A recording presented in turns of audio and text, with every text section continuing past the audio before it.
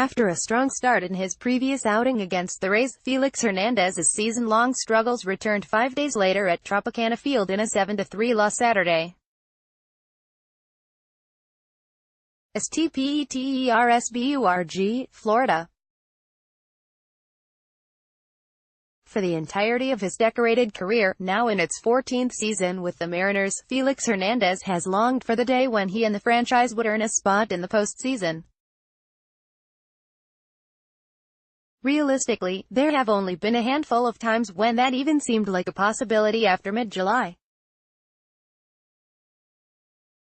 But this year, the Mariners have surged to an unexpectedly strong start, and making an appearance in the postseason, even if it is only the wild-card game, seems like something more than a hopeful possibility. And the pitcher who stayed in Seattle and watched his best years get wasted by subpar talent and mismanaged teams is now atrophying into a detriment to his own dream. After a strong start in his previous outing against the Rays in Seattle, Hernandez's season-long struggles returned 5 days later at Tropicana Field in a 7-3 loss Saturday. He delivered his shortest and one of his least effective outings of the season, pitching just 3 innings, giving up 6 runs, 5 earned, on 7 hits with a walk and 2 strikeouts against a team that had lost 8 straight coming in.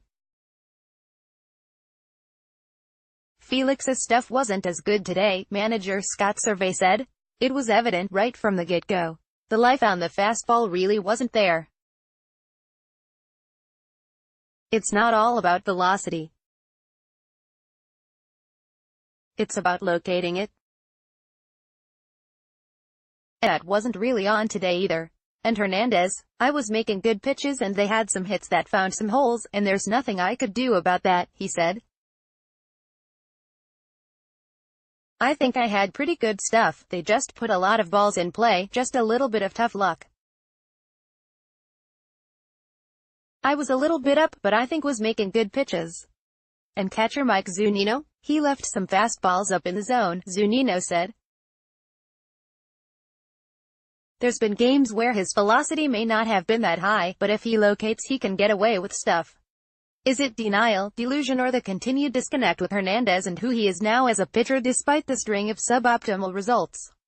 He fell to 6-5 in 14 starts with a 5.70 earned run average this season.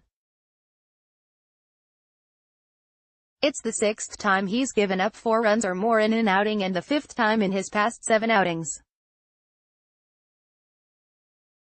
Simply put, he's been the least effective starter in their rotation this season. And given who he is and what he's done, it's unlikely that he will be removed from it unless there is an injury that puts him on the disabled list. Changes to his preparation, mindset and delivery were lauded after his previous outing against the Rays when he pitched 8 innings, allowing 1 run on 5 hits with a walk and 7 strikeouts.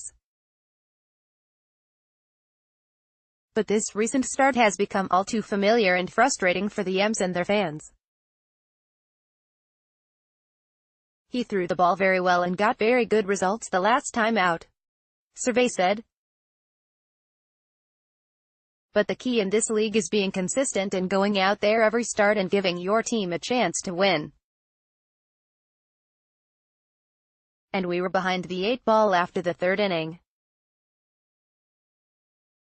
I just want to see consistency and giving us a chance to win. And he does too, as has been the case far too often this season. Hernandez ran into trouble in the first. He limited the damage to 1 run, but his obvious lack of command didn't get corrected. Tampa scored 3 runs in the second with 3 straight singles to start the frame and a miscommunication in the outfield causing most of the problems for Hernandez. The Rays tacked on 2 more runs in the 3rd inning with 2 outs. Hernandez walked Carlos Gomez and then gave up a triple off the top of the fence to light-hitting Malik Smith and an RBI single to lighter-hitting Carlos Arroyo before getting the 3rd out. Survey had seen enough of Hernandez and went to long reliever Ronas Elias, who hadn't pitched since June 1, to get some work. Elias pitched 4 innings, giving up 1 run on 2 hits with 3 strikeouts and no walk. Elias threw the ball great, Survey said. I thought he had great life on his fastball and changeup. He continues to impress when he's out there. The M's offense put together much better at-bats against Shoreline's Blake Snell compared to his last outing, in which he struck out 12 batters in 6 shutout innings. The Mariners scored a run off Snell in the first inning and picked up another in the 5th on Nelson Cruz's opposite field homer to trim the lead to 6-2. They added another against the Rays bullpen in the 7th.